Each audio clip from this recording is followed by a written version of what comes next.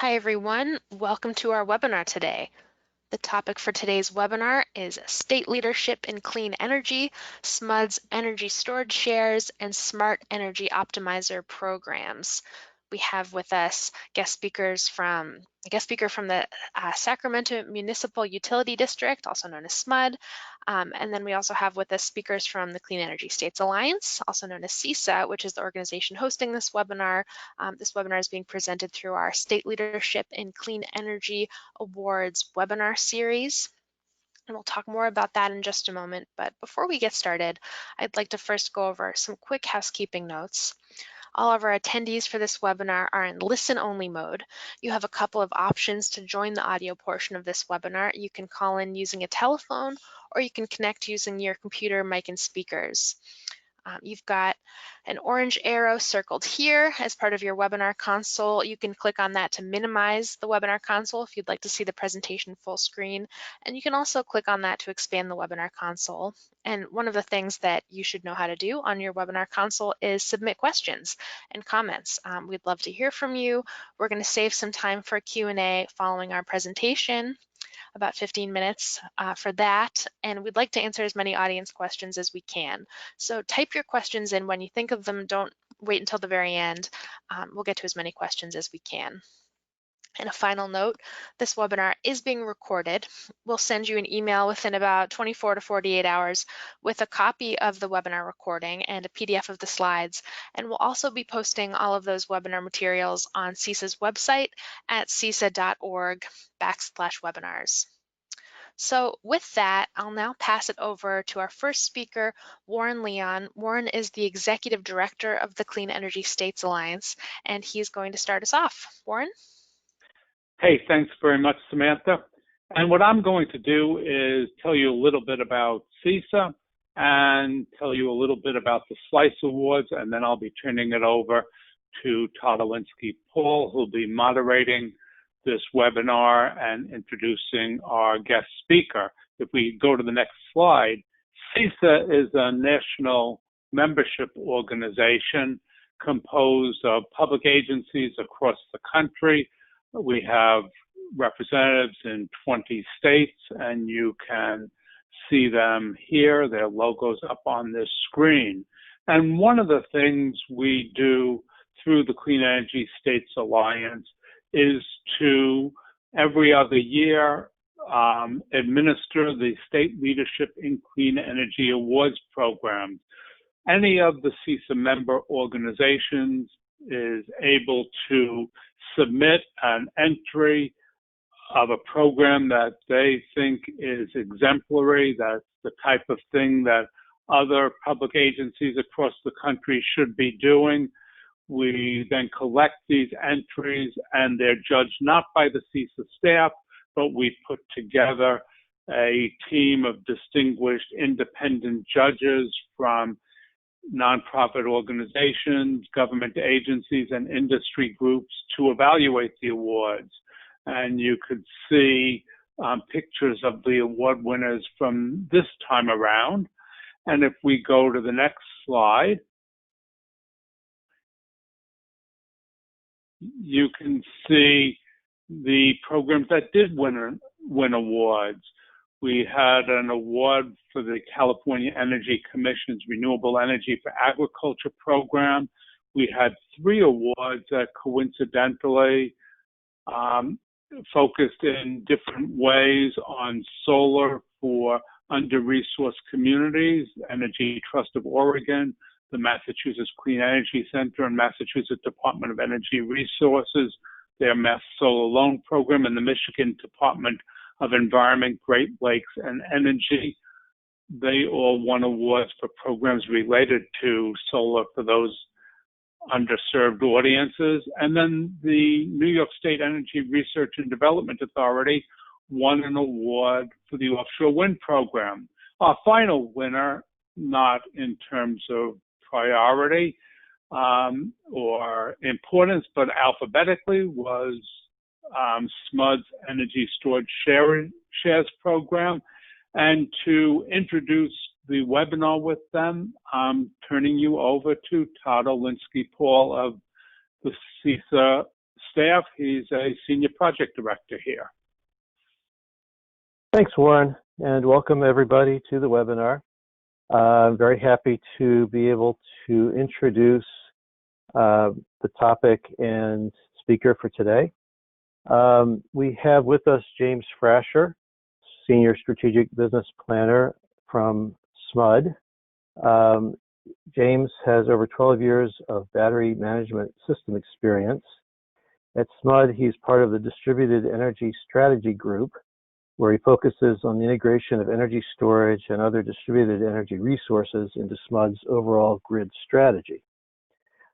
He's going to obviously talk to us about the SLICE award-winning program that SMUD has launched called Energy StorageShares. As far as I'm aware, this is the only program of this type in the country.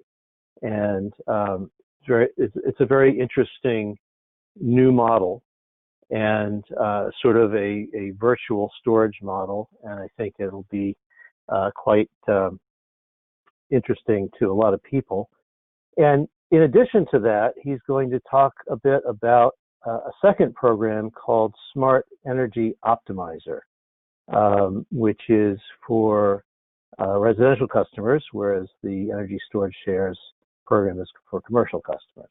So without further ado, I would like to introduce James Frasher. And by the way, as Warren said, we'll take as many questions as we can.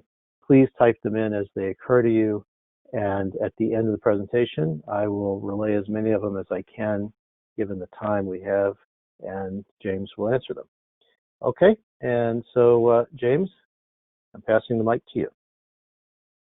Excellent. Thank you so much. I appreciate that introduction, Todd, and Warren as well, and definitely appreciate the opportunity to get to speak to everyone here today and share a little bit about the work that we're doing at SMUD and about this StorageShares program that we're particularly excited about. Before I jump in, I do want to specifically thank CISA for the SLICE Award and the consideration and the effort that they put into to organizing the overall SLICE program. It is certainly an honor to be recognized under that program, and certainly something that we continue to strive to excel in different areas so that we can have these opportunities. With that, my intention is to walk everyone through a little bit of background about SMUD, just so that everyone knows kind of who SMUD is and what our demography looks like. And then talk just a little bit about our energy storage vision. Understanding that bigger picture helps think about how the programs that we'll talk about for the majority of this conversation really tie into our long-term objectives, whether that's StorageShares for our commercial customers or the Smart Energy Optimizer program for our residential customers. With that, SMUD is the electrical utility for the Sacramento area. We serve about 1.5 million people. That is about 628,000 accounts. Today, from a GHG standpoint, about 53% of our energy mix is carbon-free. A majority of that carbon-free does come from our large hydro system on the Upper American River, where we have a cascading series of hydro systems that provide storage for our system year-round. When we think about what really drives us, SMUD is governed by a community-elected board that consists of 7 members.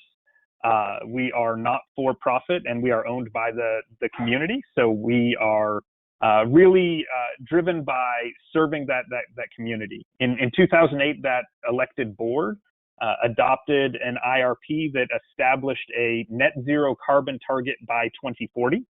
And so at the bottom of this slide, there's actually a couple of links to that adopted net zero target. There is a second link, and this is a slide that I've used a couple of times, and in the last 2 weeks, it actually has undergone some changes with our board that require a few additional points of information to be added.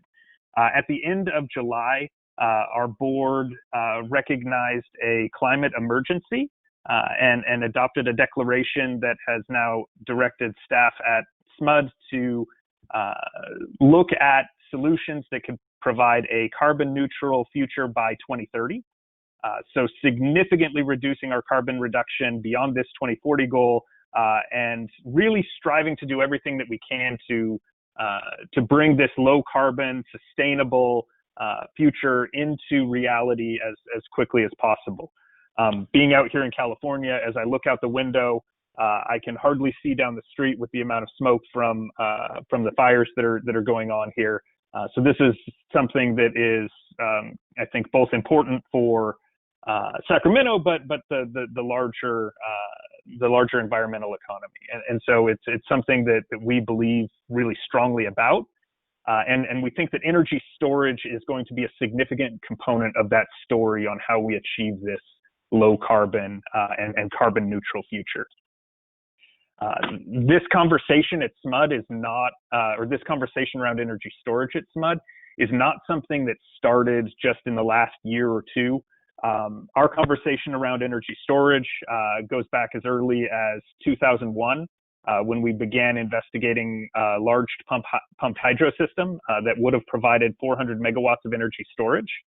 That project has since been canceled in 2016, really on account of the cost of that particular opportunity and the declining cost of battery energy storage. So as battery energy storage really started to decline in prices, it started to eclipse the cost-benefit opportunity of that larger hydro system. And over the past years, battery energy storage has been something that SMUD has continued to invest in. Mostly between the 2010 and 2016 period, we were looking at pilots and early programs and demonstration and understanding technology. But in 2017, under Assembly Bill 2514 here in California, SMUD's board adopted an energy storage target of 9 megawatts by the end of 2020, with the intent of that adoption to facilitate the transition from one-off projects and programs that were intended to provide education and learning into programs that were available to a larger number of customers and made energy storage accessible to a broader number of customers, and it helped us engage with those natural adopters early in the process. When we looked at where battery energy storage was going, and this target was what we set in 2017 to be procured by the end of 2020, so by the end of this year, the target being 9 megawatts. We looked at the cost effectiveness of energy storage in our territory, and we found that it wasn't quite cost effective, but we also found that there were a number of customers that were already investing in battery energy storage, that were making their personal decision to lean forward into the technology, to help with demand charges, to help with solar self-consumption, to help with managing their energy costs. And so it became clear to us at SMUD that waiting for cost effectiveness to occur was not a sound strategy. It wasn't enough to sit back and watch the market and say, costs are declining year on year, costs are declining, it's going to get there eventually. Because if we waited for that eventually to occur, our fear was that the market would be on a trajectory that our systems, our back office, our interconnection protocols, our staff experience wouldn't be able to keep up with. The private sector is pushing very hard on energy storage, and we as a utility wanted to be there side by side with that sector to make sure that as they're making advancements, as technology is moving forward, as costs are coming down, that we have utility programs, integration, and capabilities to enable those technologies to really provide the grid benefits that we're all hoping to obtain. So that 9 megawatt target that was adopted in 2017 was really focused on strategic readiness. In the 2021 to 2023 window, we're really focusing on continuing to integrate energy storage into our normal business operation, helping our line designers think about, do we do a reconductor? Do we consider battery energy storage? How do we make that part of our core operating process and consideration? In 2024 to 2026 is when we anticipate kind of broad scale financial viability, that's when we really expect to see this ramp up start to happen, where a significant increase in energy storage adoption occurs. That's really kind of a specific to SMUD timeline. What you may see is you look at different areas and different costs of energy and different energy blends for different utilities, is that may shift forward a little bit. It may shift back a little bit. One thing to keep in mind with SMUD is that we are a vertically integrated utility, meaning we own a significant amount of our own generation. We own all of our own infrastructure, and we own that customer relationship as far as delivering energy and providing electricity to our customers. So we have that vertical integration status. In addition to participating in the surrounding energy markets. For example, we import energy from the CAISO, and we also, in the last couple of years, have joined the energy imbalance market to help us advance the amount of solar that we're able to support here for our territory. But all of this is to say that really by 2026, the end game, or potentially where the game starts, is that we want battery storage to be part of our standard business operations. That IRP that identified net zero carbon by 2040 forecasted a potential need of 246 megawatts of energy storage by 2030. So we do start to see that significant influx and ramp up on how much storage we're going to need. So the idea is that by 2026, we want battery energy storage to be a standardized tool in our tool belt, to be something that's considered beside any other decision that a utility would make in their normal day-to-day operations. We want that technology, we want that option, when it's cost effective, to be ubiquitous with any other type of infrastructure investment or any other type of decision that we as the utility make. And from SMUD's standpoint, it's not as much that we want to necessarily say, do we build a battery or not? We want the question to be broader than that. We want the question to include, can we partner with our customers and the technology that they've adopted to create DER solutions that mitigate investment in larger infrastructure, that avoid building new distribution systems, that enable higher penetration of renewables? We want the question to be, when should we build these larger systems, and when are there better options? And so for us, standard business operations is really the future horizon that's going to help us enable that net zero carbon or that carbon neutral future that we've been directed to achieve. And so with that, StorageShares and the program that I'm going to talk about after that, Smart Energy Optimizer, are really two of our first battery energy storage steps that help us move in that direction. We've taken the approach of looking at customers, asking the question of, why do they invest in battery energy storage? What are they trying to accomplish? And for our commercial customers, largely that is demand charge reduction. Here in the Sacramento area, batteries are supported by the SCHIP incentive, so that's the Self-Generation Incentive Program. SMUD customers on their own are not eligible for that program, but customers that are also served by PG&E Gas are eligible for that program, along with the ITC, the investment tax credit to support energy storage. These two components help improve the cost effectiveness of battery energy storage. And so when I talk about we don't think energy storage is cost effective yet, there are a number of incentives out there that are helping accelerate that cost effectiveness. And so we looked at that cost effectiveness, the justification for individual customers buying their own battery energy storage system. And these are the programs that we designed to help align what those customers are looking for with what we as a utility actually need. And so with that, I'm going to dive into StorageShares, and I'm going to tell you a little bit about the program. But to do that, first I want to explain that what the program really is it's an opportunity for our customers to take that investment that they're making in battery energy storage and do more than just reduce their cost of electricity. They could take that money or work with a third party to install a battery behind the meter, and they could reduce their demand charges. which is a significant benefit and does provide value to the electrical system and retail savings to that individual customer. But what we've done with StorageShares is we've created a program where that customer can make that same investment into the utility program that not only provides them that retail benefit that they would have received from their own behind-the-meter system, but allows SMUD to install a utility battery system somewhere on the system that creates an increased benefit, either based on the location or based on the ability to dispatch. And so when I talk about the program, I'm really going to be breaking it down into those two components. The one is the relationship with the customer and how they were able to buy into this program and how this program enables them to access the benefits of battery energy storage.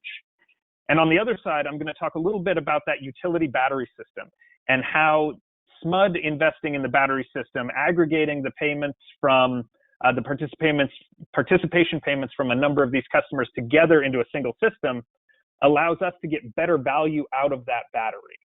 Effectively, the story that I want everyone to walk away with is that we've created a way for customers to invest in a battery that's bigger than their own system would have been and creates a larger benefit for the electrical system, the environment, and the greater community than all of those individual systems would have done on their own. And through that partnership that we've created with our programs in this, or with our customers in this program, we're helping to accelerate ourselves towards that net zero carbon objective by 2030 and subsequently by 2040. And so diving into those customer participants. The StorageShares program is a 10-year program for customers that are buying into the program. Effectively, they make an upfront payment, which enrolls them into the program for 10 years. The upfront payment is on a per share basis. So if a customer buys 10 shares into our program, they would receive a 10 kilowatt demand charge reduction on their bill every month for that following 10 years. So in the same way that if a customer were to install a 10 kilowatt battery or a 100 kilowatt battery to reduce their demand charges from, say, 250 kilowatts down to 150 kilowatts, that battery would operate, it would dispatch to reduce that peak, and they would receive that benefit on their bill in the forms of reduced cost. And so over a 120 payment period, they would receive that benefit. In our program, that benefit is delivered on their monthly bill, and it's still a single bill from SMUD. But instead of that battery actually having to operate on that customer's individual load, that battery is then located somewhere else in the community where the benefit is increased. From a customer standpoint, this is helpful because they no longer have to consider whether they have the exact right location. They no longer have to consider what the complexity to their business is going to be. And so it creates value for those individual customers.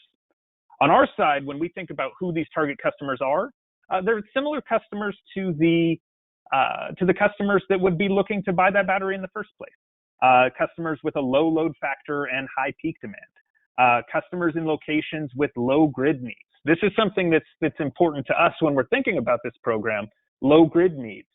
Because when we think about a commercial demand charge, that commercial demand charge is present on a commercial customer's electricity bill, regardless of where they're located. And two businesses that are exactly the same, that are served by different substations, that are on different distribution systems, they may have different constraints as far as the utility equipment in that area, but they're not subjected to different utility rates. A customer doesn't pay more because they happen to be served by a line that is 90% congested versus a customer that is served by a line that is 10% congested. And so when we think about the value of a customer installing a battery, we want to make sure that the customers that are on that line that are 90% congested, that is where we're seeing batteries go in, that where we can keep that congestion rate low and avoid infrastructure upgrades, those are great locations for batteries. From the retail side, that customer that's on a 10% loaded feeder, they're going to see the same retail benefit as that customer on the congested line. But that same grid benefit, that same infrastructure support isn't present. And so for us, understanding what that locational grid need is and helping to direct customers to the solution that creates the best value for them, while at the same time creating the best value for the utility, is something that's important. The other thing to note is that because this program does take that battery and virtualize the benefit to the customer at their behind-the-meter location, it is not for customers seeking backup power. So there's no microgrid component to the program as it's designed today. If a customer engages with SMUD and they are looking to install a backup power system that will also provide demand charge reduction, then we work with them to help them understand the benefit of that system. We have sizing calculators and tools that we help provide to that customer to understand that battery sizing. But the StorageShares program does not actually have a backup power component. So that is something that distinguishes this virtual program from a physical behind-the-meter installation. From a customer standpoint, there's a number of benefits and limitations that they think about going into this relationship. There is no interconnection cost. There's no maintenance cost. There's no operating costs for those customers. The performance of the shares that they've purchased in this program have guaranteed performance. If you have 10 shares, it will show up as a 10 kilowatt demand charge reduction. If your business relocates, StorageShares can move with you. The limitation there obviously being as long as it's within SMUD service territory. Enrolling in this program causes no disruption to normal business operation. You don't need to power down for interconnecting the battery system, and you continue to receive only one bill from SMUD. On the limitation side, there's a couple important notes here from a program design standpoint. The number of shares that we offer in this program are limited to the potential benefit that an actual battery could provide. As we've rolled out this program, we've had a number of customers contact us with interest, and we have run analysis on their loads. And oftentimes what we find is that their loads are fairly high utilization. They're not peaky loads. A 1 megawatt peak load customer may have a potential peak reduction of 50 kilowatts. It's not a meaningful component of their electricity bill that they could actually address with a battery. And so when that 1 megawatt customer calls in, they may anticipate that they want to buy, say, 500 shares or 200 shares. But the program is really designed to mirror the benefit that an actual battery could provide. So when we look at their load, we look at how many kilowatts a physical battery could have reduced at their site, and their enrollment is limited to that number. That way we make sure that the customer is actually investing in this program in a way that they could have reduced their own demand. And we're not just simply providing a opportunity to prepay your demand charges. We're really mirroring that value that a battery could have created for that individual customer. In exchange for that, the participants in this program do agree not to install a battery for the purpose of demand charge reduction during the term of the program. And that's really to protect ourselves from customers double dipping on that demand charge savings, receiving that demand charge reduction benefit from our program, which virtualizes that savings, and then continuing to install a physical battery behind the meter and reducing that demand charge savings again, or reducing those demand charges again. And so that is a component. It does not preclude that customer from installing a battery for the purpose of backup power. So if a customer calls us and they're engaging with us for a backup power system and a demand charge reduction system, it is possible that the customer can install the energy storage system for backup power and buy into the StorageShares program for the purpose of demand charge reduction. And because we really are looking at demand charge reduction as the compelling business model for this program, it is limited to customers on rates with demand charges. So there is not an arbitrage version of this program. It really is looking at that demand charge component. And a lot of that reason is that based on today's arbitrage values, the battery is well outside the range of cost effectiveness today. And so that is not a value component that this program is specifically trying to address. So from a customer engagement standpoint, A lot of the narrative that you've heard me talking about so far really focuses on how we engage with those customers, how we build our relationship with those customers, and what this partnership with our customers looks like, and how we're collaborating. And I would say that that's foundational to not just our battery storage engagement, but all of our customer engagement. We really put an emphasis on beginning with education. We work hard to understand a customer's motivation for investing in battery energy storage. We make sure that they understand the cost, benefits, and a lot of the uncertainty that comes along with battery energy storage, but also a lot of the maybe value that they didn't anticipate or that they weren't aware of. Then with that information and that kind of new baseline, we work with the customers to assess how SMUD's available programs align with the customer's needs. Oftentimes a customer will call looking for information about demand charge reduction, talking about having been approached by a third party to engage in the installation of a battery energy storage system to address their needs. Oftentimes what we find is that investment in energy efficiency is potentially more cost effective, or some type of load management system that is not as expensive as battery energy storage is a better first step. And so we begin by making sure that the customer understands not just the value that battery energy storage can provide, but also what the larger ecosystem of SMUD programs and support solutions can give to them, so that we're putting the best information in front of them so that they can make the best decision for themselves and their business.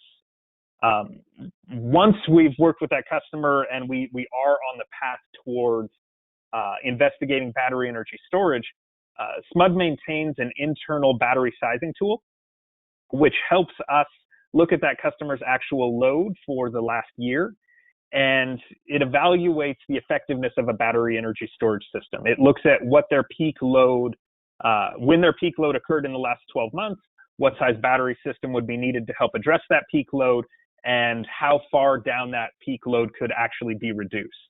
That translates into a report that we actually provide to the customer that shows them what that peak day looks like. It shows them how much of a demand charge reduction that battery system could provide. Oftentimes when we get to this point in the conversation with a customer, they kind of step back a little bit and they're surprised by what particular day their peak occurred on and how high their peak was. And they oftentimes say, well, we run this type of event on Thursdays at this time, and we also do these other things. And from that information, sometimes they walk away and they change the way that they operate, and the peak load can disappear. Other times it's something that's unavoidable, and it's a very high peak, and it's a very high cost component. And so our report helps them start to make that evaluation away from a general cost that they see on an electricity bill into a specific load shape and behavioral component of their day-to-day operation that they can see how to address, and they can understand whether a battery is the best component or the best tool to help address that issue. The report also provides some background information on general cost effectiveness, and we also provide some background information on the available incentives. So in this case, I referenced the ITC incentive and also the self-generation incentive program. Included in this report are also any battery incentives that are provided by SMUD. We do have a commercial behind-the-meter battery incentive up to $5,000 for behind-the-meter systems that is separate than the StorageShares program. So we make sure that the customers that are considering these battery energy storage systems are also aware of that potential incentive. And so if nothing else, if the conversation starts here, stops here, what we've done is we've provided the customer an education and understanding of their load and of the potential benefits of battery energy storage. From this point, the conversation can continue to them actually deciding to buy into the Energy StorageShares program or installing their own behind-the-meter battery system. And to that end, we're able to help them maximize the value of that battery system to them and their retail savings, but also we're able to present them with this program, StorageShares, so that they can invest in a utility scale battery that enhances that overall benefit to the electrical system. In the next couple slides, what I want to talk about is what that utility battery system looks like. And I want to give an example in a number of these slides that helps everyone understand what I mean when I say that the aggregated system or the utility system can create better value than those individually optimized systems for behind the meter applications. And so when we talk about this utility battery, we're talking about a single system that SMUD deploys and manages based on locational grid needs. The battery, the way that we operate that battery is independent of StorageShares on-bill customer benefit.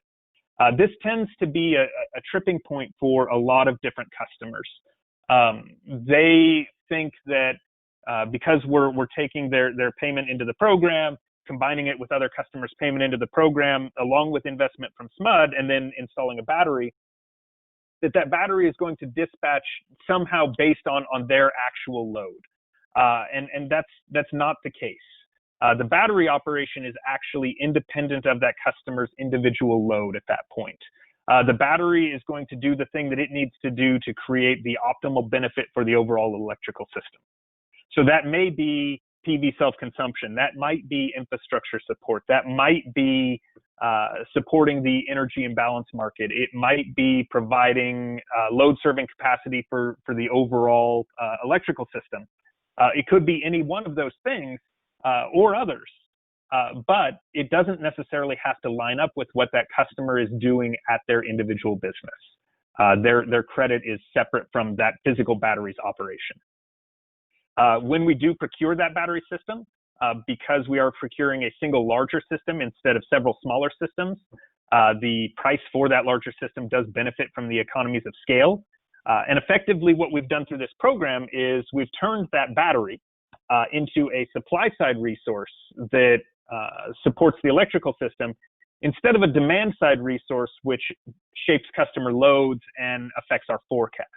So we've turned it into a proactive tool instead of it being a reactive tool, which creates significantly more value from the utility standpoint. So diving into those two scenarios, the next couple slides that I'm going to show walk through a number of graphs that are customer loads. And we look at those graphs through two different scenarios. The first scenario being individual customers installing individual batteries, and the second scenario being customers investing into a program like StorageShares and the utility coordinating an aggregated optimization. So you can imagine an individual customer installing a battery, their load over the course of a 24-hour day. So this is 96 data points from 0 to 96, each representing 15 minutes, adding up to a total 24-hour day. 15 minutes is how the commercial demand charges are measured. That's fairly standard across at least utilities here in California. And so what we see is that this particular customer has some kind of early morning AM process that they run. The business really goes into a base operation mode, and then they've got some peakiness throughout the day. In the early evening, they've got some peak. You can imagine this area here in orange is where a battery would be providing demand charge reduction. And after that period is over and the load has dropped back down, you can imagine that this is when that battery would then be recharging. Potentially, if this were a solar customer, they would be recharging from solar in the midday. But this particular customer does not have excess generation from a solar system. So that's what the battery would do for an individual. And so you can imagine what it would look like, and this graph is a little busy, but it's actually one of my favorite graphs. You can imagine what would happen is, as we think about a number of individual customers that are looking at their own loads. And each of those customers, so this is sites 1 through 9, these are 9 similar sized customers. You can see the blue line in the background here is the first line that we were looking at. Most of these businesses are actually offline or in their base operating mode overnight. One of these customers does seem to have an overnight load that looks like about 100 kilowatts, but you can see where they have different amounts of load volatility. And one of the customers has a peak that occurs early in the morning. One of the customers has a peak that occurs in the middle of the day. The blue customer that we looked at in our first example has that evening peak. And so the red battery here would be discharging in the morning. The purple battery would be discharging midday, and the blue battery would be discharging in the evening. When we think about what SMUD sees as the energy provider, we actually see the aggregated load of those individual customers. We see this purple line, which is all of those individual customer loads in this 9 customer example added up together. And so we can see that customers adding up to that morning peak. We can see those customers adding up to that midday peak. We can see those customers adding up to that evening peak. And what we did with those 2 scenarios, those individual customers installing their own batteries, so each of the 9 customers installing a 60 kilowatt battery for a total of 540 kilowatts at a cost between $600,000 and $1 million. And in the second scenario, we assumed that the utility would be installing a battery based on that aggregated load. 200 kilowatts in this example costs somewhere between $200,000 to $400,000. So a much smaller system. In the first example, where each of those customers install their own battery system, what we see is this blue line. We can see that there seems to have been a pretty high coincidence of demand charge reduction going on in the morning. In the middle of the day, there's less demand reduction. And what that probably means is that a number of those customers were peaking, but they weren't always peaking at the same time. And when some of those batteries were then recharging after they had discharged, they actually were adding to the overall system peak. And then in the evening, again, we see higher coincidence and demand reduction.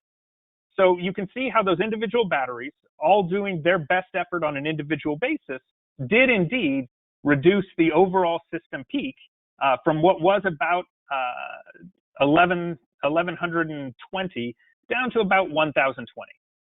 So a meaningful reduction of demand on the electrical system, and actually shifted that peak demand to more in the middle of the day where energy is more available. However, when we look at scenario 2 and we run that same demand reduction algorithm, but instead of looking at those individual customer needs, we look at what the overall system needs. And this is the same algorithm running between that blue line and this red line. We see that we're able to create a much more stable response. We see that that utility system, which again is less than half the size of the sum of all of those individual systems being individually optimized, is able to address that morning peak, able to recharge after that morning peak has passed, address that midday peak, recharge after that midday peak has passed, and then address the evening peak, and again recharge after that evening peak has passed. And so we're able to create a more reliable response using that smaller battery system, because we're no longer having these individual optimizations being made. We're now being considered of the overall system. We really like this way of thinking because it makes much better use of natural resources. The battery system is smaller while providing a higher level of benefit. It is an overall increase in the utilization of the system. And here, the way that we've shown this, these 2 algorithms are really just doing demand charge reduction. From a utility standpoint, it wouldn't necessarily have to be that we're just doing demand charge reduction. We may be able to look at this midday peak and say, we have a significant amount of capacity available, solar is generating, we don't need to shave that peak. We could let that peak pass from the utility scale system at a low cost and save additional energy, make better use of the overall life of the battery system by not shaving peaks that are not as infrastructure critical for the electrical system. And so not only are we able to install a smaller battery, but we're able to be more thoughtful about when and how that battery is used than just a simple individual demand charge reduction. When we think about how that affects the bills that individual customers pay, in scenario 1, those individual customers alleviated with their individual batteries 441 kilowatts of demand charges. So that's 441 kilowatts of demand charge savings. But like we looked at with where that peak came from and where it went to, the coincident demand charge reduction only dropped by 95 kilowatts. Effectively, from a utility standpoint, the struggle is that we have lost 441 kilowatts of demand charges while only creating 95 kilowatts of demand reduction on the electrical system. And so the StorageShares program challenged that inefficiency. And what we did is we looked at solutions that allowed us to install that smaller battery, strategically located. And with that 200 kilowatt battery in this model, create a load reduction of 198 kilowatts, much higher efficient use. And in this scenario, we've now doubled the amount of demand charge reduction that infrastructure would see, while at the same time, through StorageShares, preserving the 441 kilowatts of demand charge reduction that those individual customers would have received through their investment in battery energy storage. We have properly aligned that customer's investment in reducing their demand charges with that utility benefit. This example shows just demand charge reduction, but it could be more than just demand charge reduction. It could be infrastructure support. It could be participation in the energy imbalance market. It could be any number of energy values that we are considering for battery systems going forward. Here you can see those graphs overlaid, and just a little bit of background. Where that battery is located really matters. Like I said, two customers are subject to the same electrical rate, but those individual customers may not have the same locational need from a grid standpoint. And so what SMUD is able to do is we can prioritize deploying battery systems in areas with high locational value. And in this StorageShares program, we're doing just that. The program is paired with a 4 megawatt battery system, which has created the initial 4,000 shares for this program. The contract for that system should be coming soon, actually quite soon. The location that we selected was based on mitigating the potential need to reconductor and upgrade a distribution line in the next 5 years. And we anticipate that this battery system is going to support that infrastructure, provide a number of grid services, including integrating with our DERMS, and also help us advance our participation in the energy imbalance market. And we've also developed a job training and education component to help facilitate energy storage jobs in our territory as part of this effort. And so that's really the entirety of the narrative around StorageShares. It is partnering with customers in their investments in battery energy storage and translating that into battery systems that optimize the benefit for the overall electrical system and subsequently for the overall community and environment. With that, I do want to talk quickly, while still leaving a little bit of time for questions, about the Smart Energy Optimizer program. So the StorageShares program is really that commercial program for customers that are managing demand charges, that are operating commercial businesses. Smart Energy Optimizer is our program for residential customers that are making the investment into battery energy storage for their homes. This program, unlike StorageShares, is not a virtual program. This program is a utilization of customer-owned behind-the-meter battery systems.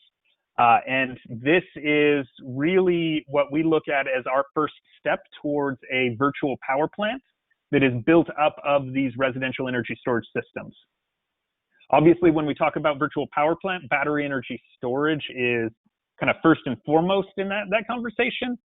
From a SMUD standpoint, though, it goes beyond that. We start to think about DERs in a more general sense. We start to think about how heat pump water heaters can contribute to this virtual power plant solution, how thermostats and technology diversity can all support the overall effort to provide these higher reliability services.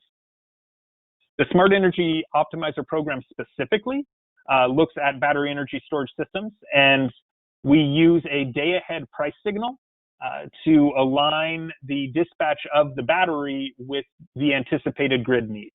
By doing that, we can start to plan on when those batteries are going to dispatch. We can build reliability in the participation of those batteries, and we can really target the hours of the day that create that optimal benefit.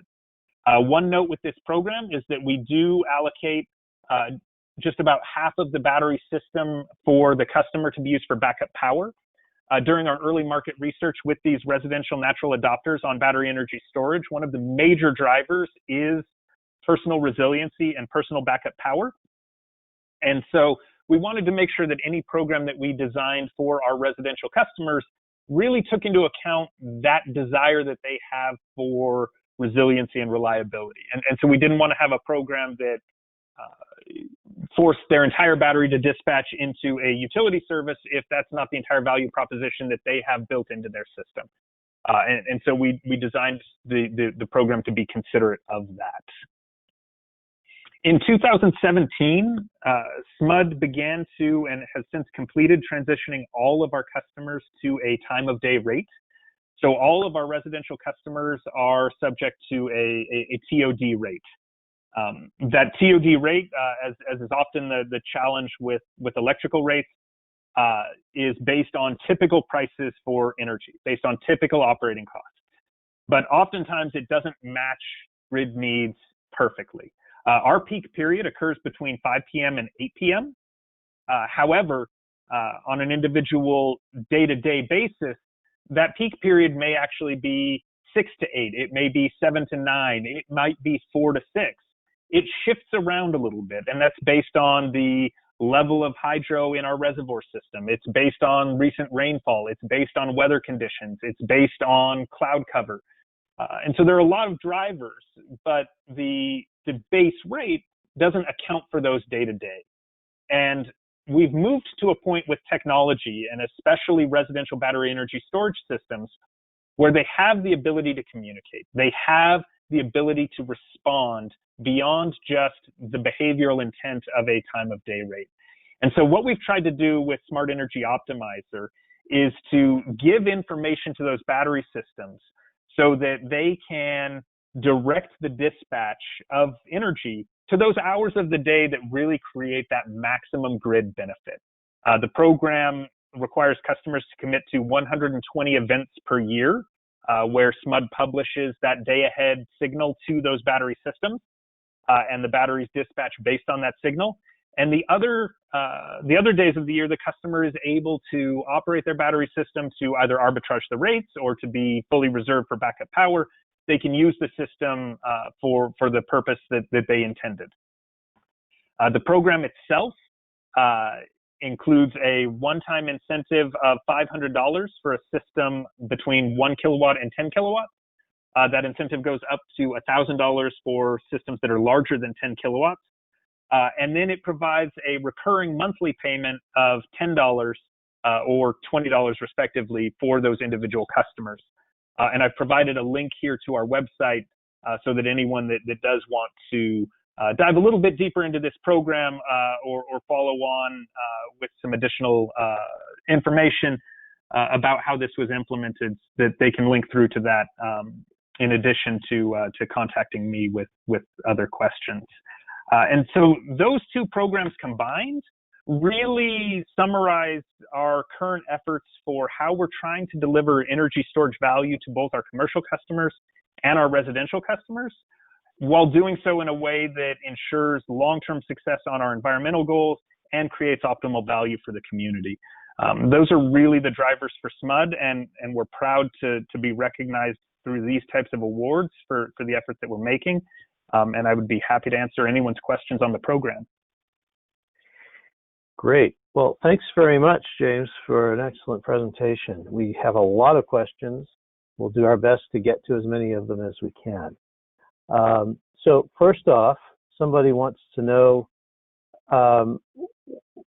why not do storage on a large scale, front of meter, without involving the ratepayers? In other words, why not simply purchase services directly from a wholesale energy storage owner and use the service in whatever way is most beneficial to SMUD on any given day or any given season? Yeah, absolutely. And so what I would say to that is we actually are doing that. So we are regularly investigating large-scale battery energy storage systems, and we anticipate that a number of battery storage systems that we install will be fully and wholly owned by SMUD and entirely independent of this program. In fact, an overwhelming majority of our battery systems will be. This program really lets us be considerate of when battery systems are going in behind the meter, when customers are spending money to help reduce their electricity costs, that we're making sure it's doing it in a way that is enabling downward rate pressure for all of our customers, rather than saving that individual customer money from their retail bill only to result in upward pressure on the overall rates, because we're not actually translating that individual's demand charge reduction into a comparable grid benefit. And so we've created this tool to make sure that we're maximizing the value of the investment that both SMUD and our customers are making. So really, to get down to it, that individual wouldn't have the opportunity to invest into a utility battery, and we are creating the opportunity for them to do that, and in exchange providing them that demand charge reduction benefit. Okay. Somebody wants to know what type of businesses tend to be included in your optimal participants.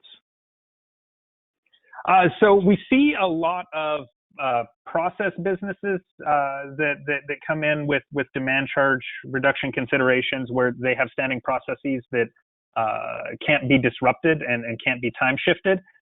Also, a significant number of the conversations have been tied to electric vehicle charging. That is both mainly for DC fast charging.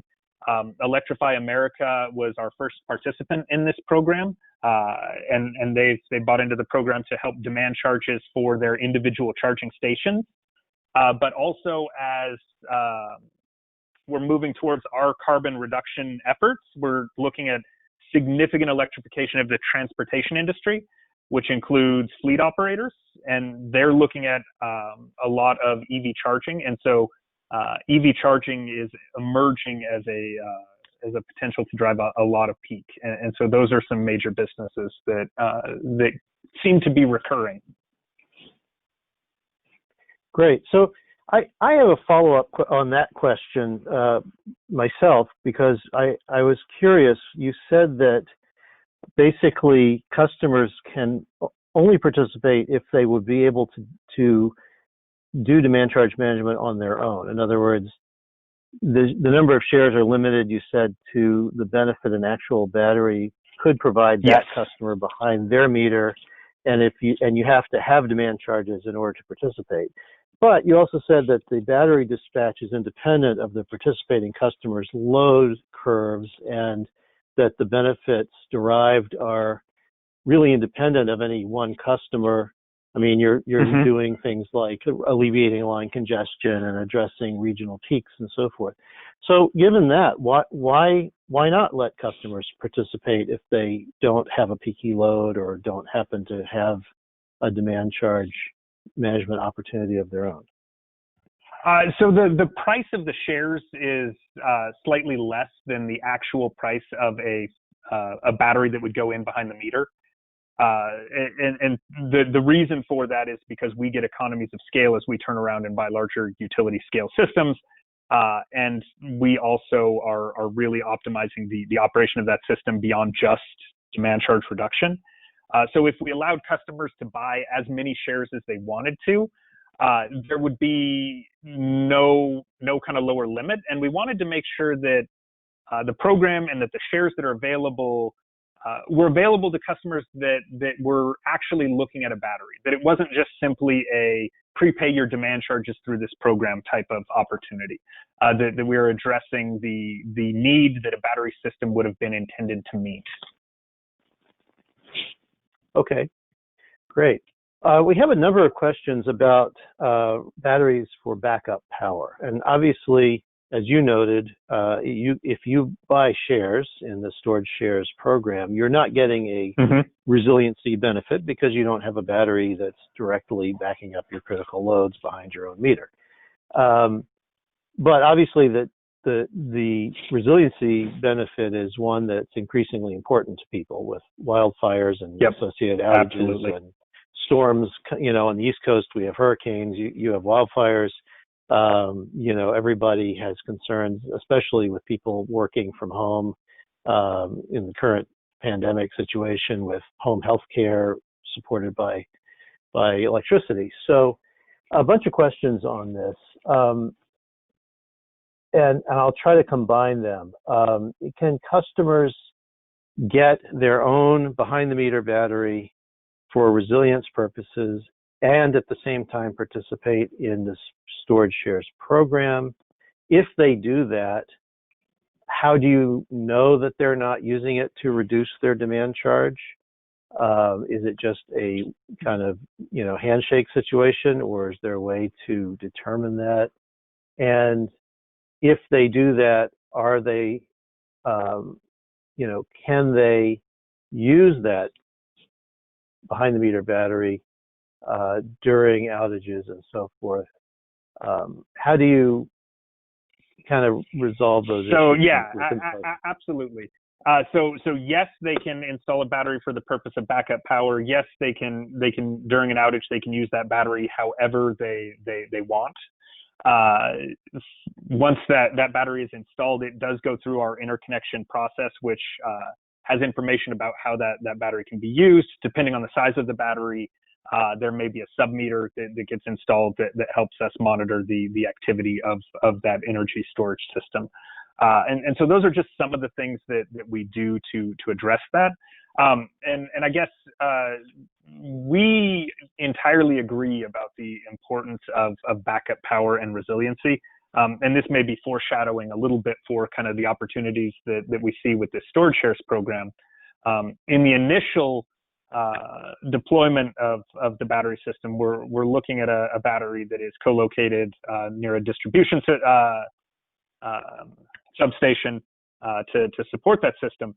But in the future, we've had conversations that consider installing a utility controlled system at a customer's location. So if you are an individual customer with the need for backup power and we have a locational grid need at your location, could we install a Storage Shares battery on your premise that in the event of an outage would provide you backup power as a customer, and during normal grid connected operation would dispatch based on those utility or grid needs. And so the program itself, although it is a utility controlled battery and a customer on bill relationship, is not limited to the idea that utility controlled battery is going to be a 50 megawatt battery out in the middle of the desert somewhere. That battery could be installed potentially right in the middle of a heavily populated area at a customer's location, or be an aggregation of several customer locations to address really pinpoint locational needs, which is going to be a growing concern and a growing conversation point as we proceed down this electrification path and convert more and more natural gas to electric, and convert more and more vehicles to electric transportation modes. So really making sure that we're able to pinpoint that value, and where customers have that backup power, that we can help by either getting them in touch with providers that can provide those backup power solutions, or as the electrical utility being part of that resiliency solution. Great. We're a couple minutes over, but I'm going to stretch the time just a little bit. I'd like to get in a couple of questions about the SEO program as well. We're not going to be able to address all of them. We just have too many questions to get out to hit everyone, but a couple more before we end this. So somebody wanted to know about the cost of the SEO program for the utility, and I guess that kind of brings up the question, a broader question. Have you looked at the cost benefit? I mean, I'm sure you have, of both of these programs, and can you give us any information about that, and sort of how they compare? And obviously two different models. One is dispatching distributed customer batteries on aggregate, and the other is a virtual buy-in to a centralized utility owned and dispatched battery. But in both cases, you're kind of hitting the same revenues, I would imagine, except for the T&D investment deferral in the case of the Storage Shares, which you can't really replicate with distributed customer batteries. But other than that, right, is there a way to sort of look at the cost benefit of these programs? So from a high level, yes. but I'm not going to be able to kind of give the details that that I think the group is really looking for, and mostly because a huge amount of that value is really predicated upon the grid benefits that we're able to gain from the actual deployment of the battery. Like I said, that 4 megawatt battery that we're building as our first effort into the StorageShares program is going to be installed starting later this year and should complete installation beginning next year. Kind of with that timing in mind, that's where we'll see it start to actually operate. That's where we'll see these energy benefits come to fruition. And so we've built models on what we expect those to be, but until we actually see that battery operating and we see that system transacting in those markets and providing those deferrals, it still remains a little bit speculative. What I can say is that the StorageShares program itself, by partnering with our customers and leveraging their co-investment into the battery system, we anticipate that will be one of the major drivers between a battery system that would have been kind of cost neutral versus an investment in a grid system that will be cost beneficial over the life of that battery. And that's, again, because we do think that we're just slightly in advance of cost effectiveness for battery energy storage, thinking back to that original timeline strategy chart that I showed where cost effectiveness transition kind of happens in the middle of the 2020s. On the Smart Energy Optimizer side, we've done a lot of work to really emphasize leveraging open standards with these battery systems. We see kind of the fact that the batteries are already being installed communication ready, either with cell modems or connected through customer Wi-Fi, as being an opportunity to overcome one of the highest cost components of those types of battery systems. From a utility standpoint, the question remains, how reliable are those systems going to be? And that reliability is going to dictate what types of services we can actually use those aggregated portfolio of assets for. And so the Smart Energy Optimizer program is really setting out to quantify that reliability so that we can determine which value components or how to build that value stack for those behind the meter devices. And then hopefully be able to fold a number of different DERs like thermostats and water heaters and electric vehicles underneath that umbrella so that batteries along with those other assets can continue to expand that opportunity.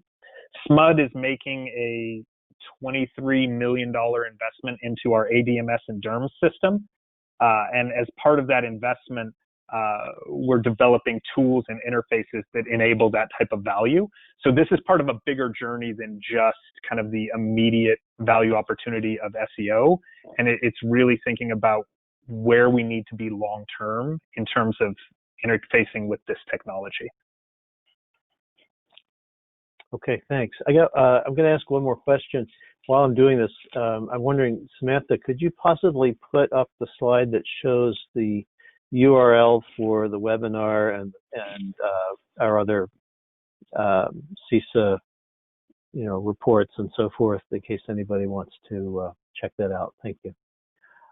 So we've seen, and by the way, there's a recent report on a similar program to your SEO program on the East Coast that came out. Navigant did the report, and they looked at how reliable individual residential systems were in terms of responding to a utility dispatch signal. You might want to look at that. So it's pretty interesting.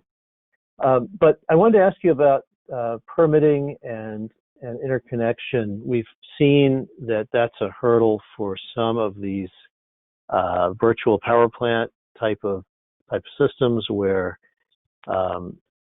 it seems like a great model, but there are places where it's harder to get an interconnection or permitting to put batteries in various places. Have you seen hurdles in that area at all? And if so, how can you address that? Yeah, absolutely. And actually that's a lot of where our battery storage conversation started in 2017 when we decided to adopt that 9 megawatt target. We knew that battery energy storage at that time was well outside the range of cost effectiveness, especially in 2017. And kind of based on that information and based on what we knew from our interconnection portal, we didn't really think that there were any battery systems in our territory. And so as part of the investigation, we started reviewing the couple of systems that were there. We started reviewing our interconnection logs. We started reviewing the SGIP logs. And what we thought was a handful of systems, we gradually discovered was, you know, it was 2, then it was 5, and then we found 6 more. And it was this evolution of, oh my gosh, there's more of these than we thought. And our interconnection system isn't necessarily set up to capture all of those things.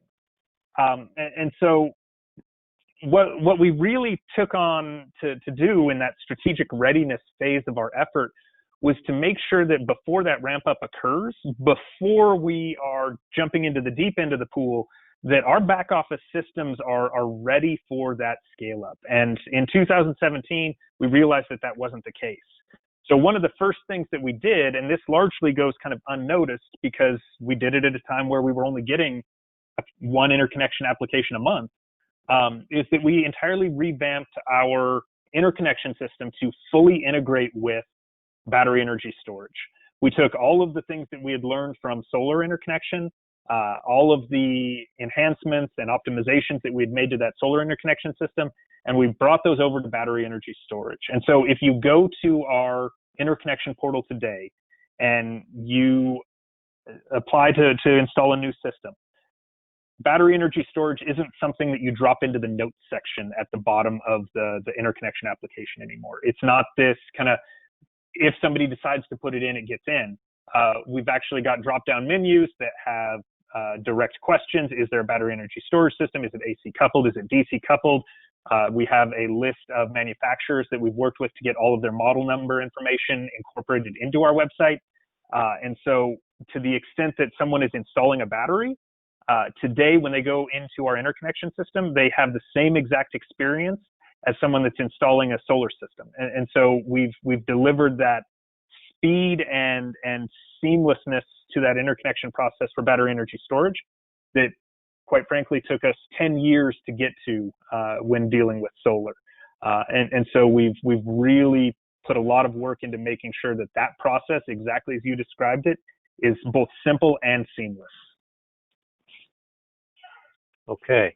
Well, thank you very much for a fantastic presentation. I apologize to those whose questions were not answered. We just couldn't get to everybody's question. But we will post the presentation and the slides on our website, and you're welcome to review those anytime. Thank you to James Frasher from SMUD. Samantha, do we have any upcoming events that you want to mention?